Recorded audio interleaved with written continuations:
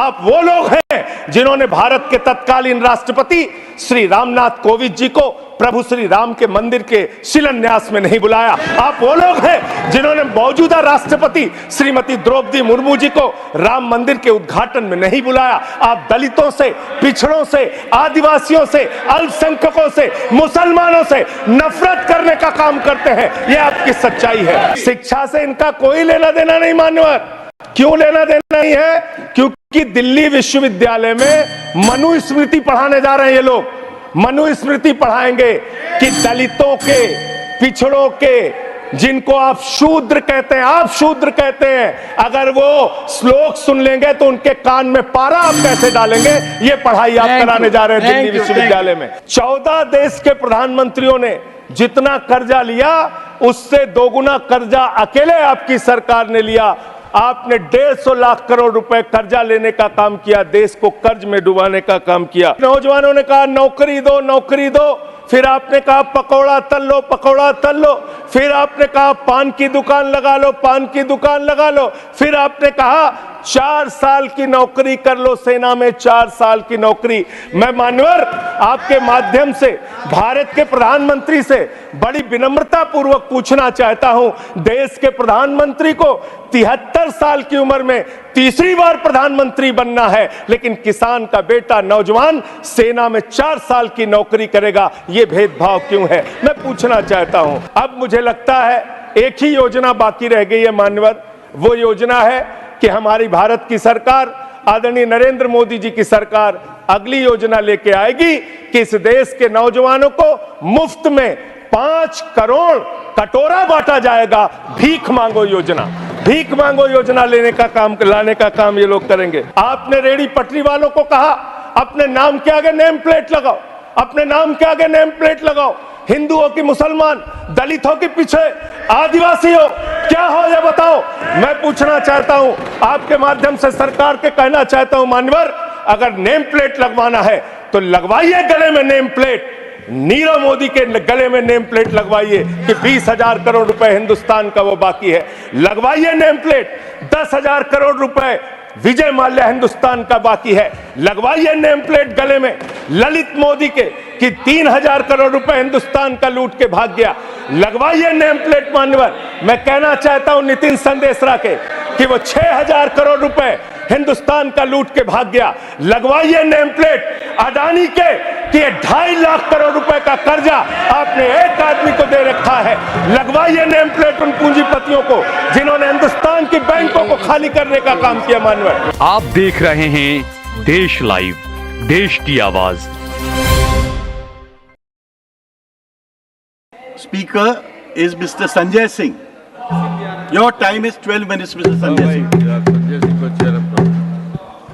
धन्यवाद मान्यवर, आपने बजट पर मुझे बोलने का मौका दिया। मैं अपनी बात शुरू करना चाहूँगा मान्यवर। हमारे कुछ दोस्त जो कभी इधर हुआ करते थे, अब वो उधर चले गए हैं। उनके लिए चंद पंक्तियों से अपनी बात शुरू करूँगा कि कैसा ये हादसा है मेरी जिंदगी के साथ, कैसा ये हादसा है मेरी जिंदगी के साथ। मैं हूं किसी के साथ, मेरा दिल किसी के साथ। तो जो लोग उधर चले गए मान्यवर, उनका दिल हमारे साथ है, भले वो किसी के साथ हो। मान्यवर, इस बजट का बहुत ढोल पीटा जा रहा है कि बड़ा क्रांतिकारी, बड़ा अच्छा बजट, बड़ा विकसित भारत का बजट है। यह बजट क्या है मान्यवर? पूरे देश को पता चलना चाहिए कि भारत माता की सेना रक्षा के लिए जो बजट आता है, उस बजट में कटौती करने का काम किया गया। 9.6% से घटाकर 9.43% किया गया। भारत का अन्नदाता किसान जो अपने खून पसीने से देश को चलाने का काम करता है मान्यवर, उसका बजट, कृषि का बजट 3.2% से 20% से घटाकर 3.15% किया गया। स्वास्थ्य का बजट, हिंदुस्तान 144 करोड़ लोगों का देश है मान्यवर, लेकिन बड़े अफसोस के साथ कहना पड़ रहा है कि स्वास्थ्य का बजट 1.97% से घटाकर 1.85% किया गया। ट्रांसपोर्ट का बजट 11.48% से घटाकर 11.28% किया गया। पेंशन, जहां एक तरफ पुरानी पेंशन की बहाली की मांग हो रही है, लाखों कर्मचारी सड़क पर हैं और मांग करते हैं कि पुरानी पेंशन बहाल किया जाए, इस सरकार ने पेंशन का बजट 5.20% से घटाकर 5.04% करने का काम किया। एनर्जी का बजट 2.10% से घटाकर 1.42% करने का काम किया। वैज्ञानिक विभाग का बजट 0.7% से घटाकर 0.6% करने का काम किया। फूड सब्सिडी का बजट 4.38% से घटाकर 4.25% करने का काम किया। नॉर्थ ईस्ट के विकास का बजट, मणिपुर की तो चर्चा आपने नहीं की, लेकिन नॉर्थ ईस्ट के विकास का बजट आपने 0.13% से घटाकर 0.12% करने का काम किया। सामाजिक कल्याण, जिसमें आपका बिल्कुल यकीन नहीं है, उसका भी बजट आपने घटाया।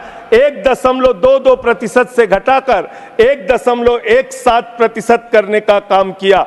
आपने फर्टिलाइजर का, खाद का बजट 3.88 से घटाकर 3.4% करने का काम किया और फूड सब्सिडी आपने घटाने का काम किया। यह है आपके विकसित भारत के खोखले बजट की सच्चाई। हर वर्ग को आपने चोट पहुंचाने का काम किया। मान्यवर, आप कहते हैं आप दुनिया की 5वीं बड़ी अर्थव्यवस्था है, 5वीं बड़ी अर्थव्यवस्था है। अरे ये तो सच्चाई बताइए कि ये 5वीं बड़ी अर्थव्यवस्था किसके लिए है? आपने चंद पूंजीपतियों का 16 लाख करोड़ रुपए माफ किया। ये इस देश की सच्चाई है। आपने 16 लाख करोड़ रुपए पूंजीपतियों का माफ किया। आपने 14 देश के प्रधानमंत्रियों ने जितना कर्जा लिया, उससे दोगुना कर्जा अकेले आपकी सरकार ने लिया। आपने 150 लाख करोड़ रुपए कर्जा लेने का काम किया, देश को कर्ज में डुबाने का काम किया। मान्यवर, मैं बताना चाहता हूं इस सरकार से किन किन वर्गों को उम्मीद थी। इस सरकार से उम्मीद थी देश के अन्नदाता किसानों को कि आप एमएसपी दोगुना करेंगे। आपने एमएसपी दोगुना नहीं की, आपने किसानों की फूड सब्सिडी का काटने का काम किया, फर्टिलाइजर सब्सिडी काटने का काम किया, कृषि क्षेत्र को देने वाले बजट को खत्म करने का काम किया। बेरोजगारों को उम्मीद थी, 10 साल में आपने कहा था मान्यवर 20 करोड़ नौकरियां देंगे, 20 करोड़ नौकरियां आपने नहीं दी। फिर नौजवानों ने कहा नौकरी दो, नौकरी दो। फिर आपने कहा पकौड़ा तल लो, पकौड़ा तल लो। फिर आपने कहा पान की दुकान लगा लो, पान की दुकान लगा लो। फिर आपने कहा 4 साल की नौकरी कर लो, सेना में 4 साल की नौकरी। मैं मान्यवर आपके माध्यम से भारत के प्रधानमंत्री से बड़ी विनम्रता पूर्वक पूछना चाहता हूं, देश के प्रधानमंत्री को 73 साल की उम्र में तीसरी बार प्रधानमंत्री बनना है, लेकिन किसान का बेटा नौजवान सेना में 4 साल की नौकरी करेगा, यह भेदभाव क्यों है? मैं पूछना चाहता हूं मान्यवर, आपके माध्यम से इस सरकार से जानना चाहता हूं अगली योजना क्या आएगी आपकी? आप कह रहे हो इंटर्नशिप योजना, ट्रेनिंग योजना, 5,000 रुपए की ट्रेनिंग ले लो, 5,000 रुपए की ट्रेनिंग ले लो। मान्यवर, 5,000 रुपए की ट्रेनिंग 500 बड़ी कंपनियों में आप देंगे। मुझे भारत की 100 कंपनियां आप बता दीजिए जिसमें एक कंपनी में आप 4,000 ट्रेनी रख सकते हैं। एक कंपनी बता दीजिए जिसमें आप 4,000 प्रशिक्षु आप रख सकते हैं ट्रेनिंग के तौर पे। यह भी आपका आंकड़ा सिर्फ एक जुमला है, इसके अलावा कुछ नहीं है। अब मुझे लगता है एक ही योजना बाकी रह गई है मान्यवर, वो योजना है कि हमारी भारत की सरकार, आदरणीय नरेंद्र मोदी जी की सरकार अगली योजना लेके आएगी कि इस देश के नौजवानों को मुफ्त में 5 करोड़ कटोरा बांटा जाएगा। भीख मांगो योजना, भीख मांगो योजना लाने का काम ये लोग करेंगे। मान्यवर, इस देश में आपने अर्थव्यवस्था को लेकर कहा 5वीं बड़ी अर्थव्यवस्था है। वो 5वीं बड़ी अर्थव्यवस्था का लाभ किसको मिल रहा है? आपके चंद पूंजीपति मित्रों को, जिसका 16 लाख करोड़ रुपए आपने माफ किया, जो हजारों करोड़ लूटकर हिंदुस्तान से चले गए। मान्यवर, मैं बड़ी विनम्रता पूर्वक कहना चाहता हूं, मित्रों बड़ी डिलीटेड जी, डिफिकल्टी।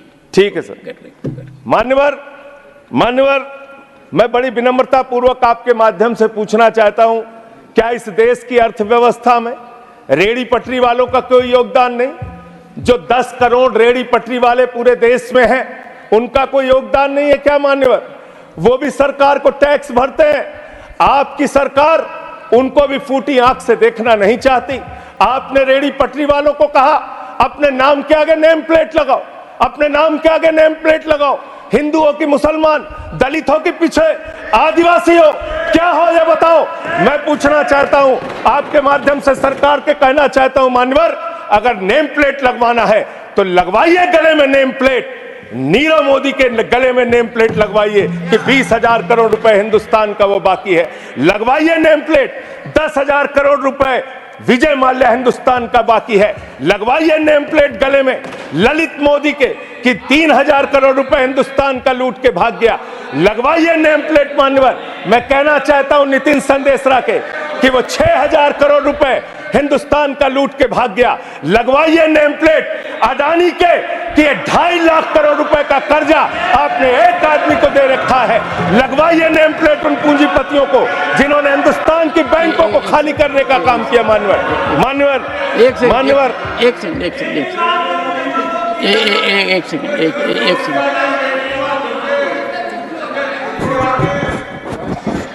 सेकंड।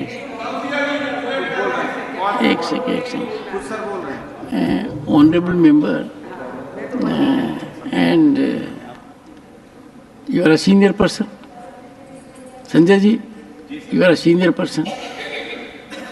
धारा प्रवाह में आप काफी कुछ कह गए फिगर्स के बारे में, बाकी तो you can make your point, no difficulty about it. One second. So the figures which you have given, you will have tough time in proving them, because these have been taken in stride. So all that will be deleted, and we will, unless you have real, factually firmed up material, use a name. Other make your point. ठीक है sir, ठीक है sir, thank you sir, make your point. No, thank you sir. मानवर, मैं तो ये कहना चाह रहा था आपके माध्यम से कि इस तरह के काम देश के अंदर नहीं होने चाहिए। भारत एक धर्मनिरपेक्ष राष्ट्र है और हम जानते हैं अपनी सामाजिक व्यवस्था में, मैं जानता हूं इनके मन में दर्द होगा मान्यवर, अभी चुनाव हारे हैं ये उत्तर प्रदेश में, तो वहां पर अगर कोई बोर्ड लगाएगा जाटव ढाबा, एक सेकंड, जाटव ढाबा कोई लगाएगा, कोई अपने ढाबे के आगे अगर वाल्मीकि ढाबा लिखेगा तो आप लोग उसके यहां खाने नहीं जाओगे। मैं जानता हूं आपकी मानसिकता। आप वो लोग हैं जिन्होंने भारत के तत्कालीन राष्ट्रपति श्री रामनाथ कोविंद जी को प्रभु श्री राम के मंदिर के शिलान्यास में नहीं बुलाया। आप वो लोग हैं जिन्होंने मौजूदा राष्ट्रपति श्रीमती द्रौपदी मुर्मू जी को राम मंदिर के उद्घाटन में नहीं बुलाया। आप दलितों से, पिछड़ों से, आदिवासियों से, अल्पसंख्यकों से, मुसलमानों से नफरत करने का काम करते हैं, ये आपकी सच्चाई है। इसलिए नेम प्लेट मत लगवाइए। नेम प्लेट लगवाना है तो जिन्होंने देश की बैंकों को लूटा है उनका नेम प्लेट लगवाइए। और मान्यवर, मैं आपसे, आपके माध्यम से इस सरकार से कहना चाहता हूं, इनका बजट पढ़ रहा था मान्यवर, जेलों को भी इन्होंने कम बजट दिया। अरे जेल का बजट तो बढ़ा दीजिए, 300 करोड़ रुपए जेल का बजट बढ़ा दीजिए। अरे अभी हमको जेल में भेजा है, कल तुमको जेल में आना है, तुम सबको जेल में आना है। जेल का बजट बढ़ा दो, जेलों को ठीक कर दो, अगला नंबर तुम्हारा है, तुम्हें जेल में आना है, इसलिए कम से कम जेलों को तो ठीक कर दो, अगला नंबर तुम्हारा। मैं जेल के बजट पे बोल रहा हूँ मानवर, मैं जेल के बजट पे बोल रहा हूँ। 300 करोड़ दिया, इनको जेल में आना है। वन सेकेंड, सदन के नेताजी से मैं अनुरोध करूंगा कि ये बहुत मार्मिक अपील है जेल का बजट बढ़ाने के लिए, और इस पर आप गौर फरमाइए। धन्यवाद सर, धन्यवाद सर, ठीक है ना, धन्यवाद सर। एक पृष्ठभूमि भी है मान्यवर, इसका ध्यान रखा जाएगा। में इन्होंने न्यायपालिकाओं के लिए जो बजट रखा वो नाकाफी है। 5 करोड़ केसेस पेंडिंग है इस देश के अंदर, और 6 लाख लोगों को पूरे देश में जेलों में रखा गया है, जिसमें करीब करीब 76% अंडर ट्रायल हैं। इसका मतलब आपका मकसद न्याय दिलाना नहीं है, आपका मकसद किसी मामले की सच्चाई तक पहुंचना नहीं है, आपका मकसद है पकड़ पकड़ के एक एक व्यक्ति को जेल में डालना। आपने दिल्ली के मुख्यमंत्री को, जिनकी शुगर 36 बार 50 से नीचे जा चुकी है, आपने दिल्ली के मुख्यमंत्री को पकड़ के जेल में डाल दिया। नहीं अनवर, अब इनको बार बार मौका मत दीजिए, मुझे अपनी बात करने दीजिए। I am not yielding sir, I am not. आपने 2 बार कहा, हैबिट बना लिया इन्होंने सर। दिल्ली के मुख्यमंत्री को सर इन्होंने पकड़ के जेल में डाल के रखा, दिल्ली के शिक्षा मंत्री को इन्होंने 2 साल से जेल में रखा, दिल्ली के स्वास्थ्य मंत्री को इन्होंने 2 साल से जेल में रखा। आप एक एक विपक्ष के नेता को पकड़ पकड़ के जेल में डालते हैं। हेमंत सोरेन को मुख्यमंत्री को जेल में आपने रखा, संजय रावत को जेल में रखा, अनिल देशमुख को जेल में रखा, सबको पकड़ पकड़ के आप जेल में रखते हैं। बंगाल के 3 मंत्रियों को आपने पकड़ के जेल में रखा। आपका मकसद ट्रायल कराना नहीं, न्याय दिलाना नहीं, आपका मकसद हम लोगों को पकड़ के जेल में रखना है। जितना जेल में डालोगे, जितना जेल में डालोगे, मैं आपसे कहना चाहता हूं, जितना जेल में डालोगे उतना गर्त में जाओगे। जिसने भी ये राजनीति की है उसका समापन हो गया है। अभी 240 पे पहुंचे हो, कल 24 पे पहुंचोगे, इसके बाद 2 पे भी आओगे। मैं तो 1-2 मिनट और मैं बस अपनी बात खत्म करूंगा, मेरे टाइम से उसको काट लीजिएगा। मान्यवर, भेदभाव की बात, सबसे भेदभाव इनको करना है। मुसलमानों से भेदभाव, सिखों से भेदभाव, ईसाइयों से भेदभाव, दलितों से भेदभाव, पिछड़ों से भेदभाव, और अब राज्यों से भेदभाव, राज्यों से भी भेदभाव, महिलाओं से भेदभाव, राज्यों से भेदभाव। क्या भेदभाव किया सर इन्होंने? 2,32,000 करोड़ रुपए, 2,32,000 करोड़ रुपए दिल्ली के लोगों ने सरकार के केंद्रीय खजाने में टैक्स के रूप में दिया, जीएसटी और इनकम टैक्स के रूप में। बदले में हमको कितना मिलता है? 0। 9 साल से आप दिल्ली को बजट नहीं देते। पंजाब के लोग, बस मेरे में से काट लीजिएगा सर, 1-2 मिनट काट लीजिए, पार्टी के उसमें से काट लीजिएगा। पंजाब के लिए सर, पंजाब का किसान अपना खून पसीना बहा के खेत में गेहूं पैदा करता है, धान पैदा करता है। आपने 8,000 करोड़ रुपए पंजाब के विकास का पैसा रोक रखा है, विपक्ष के राज्यों का पैसा आपने रोक रखा है। ये भेदभाव क्यों कर रहे हैं आप क्यों कर रहे हैं? आप लिखते हैं राज्यों के विकास से देश का विकास है, ये आप राज्यों का विकास कर रहे हैं। एक एक करके टारगेट करके विपक्षी राज्यों के साथ आपने भेदभाव करने का काम किया। और अंत में कोई मुझे कह रहा था सारे बजट किए, शिक्षा के बजट भी आपने कम कर दिया। मैंने इन लोगों से कहा शिक्षा से इनका कोई लेना देना नहीं है, शिक्षा से इनका कोई लेना देना नहीं। मान्यवर, क्यों लेना देना नहीं है? क्योंकि दिल्ली विश्वविद्यालय में मनुस्मृति पढ़ाने जा रहे हैं ये लोग। मनुस्मृति पढ़ाएंगे कि दलितों के, पिछड़ों के, जिनको आप शूद्र कहते हैं, आप शूद्र कहते हैं, अगर वो श्लोक सुन लेंगे तो उनके कान में पारा आप कैसे डालेंगे? ये पढ़ाई आप कराने जा रहे हैं दिल्ली विश्वविद्यालय में, ये पढ़ाई आप कराने जा रहे हैं। इसलिए मान्यवर, मैं आपसे यही कहना चाहता हूं, ये बजट हिंदुस्तान के किसान के खिलाफ है, ये बजट हिंदुस्तान के नौजवान के खिलाफ है, ये बजट हिंदुस्तान के व्यापारियों के खिलाफ है, ये बजट सिर्फ और सिर्फ मोदी जी के मित्रों के लिए बनाया गया है, मित्रों के लिए बनाया गया है, मित्रों के लिए बनाया गया है।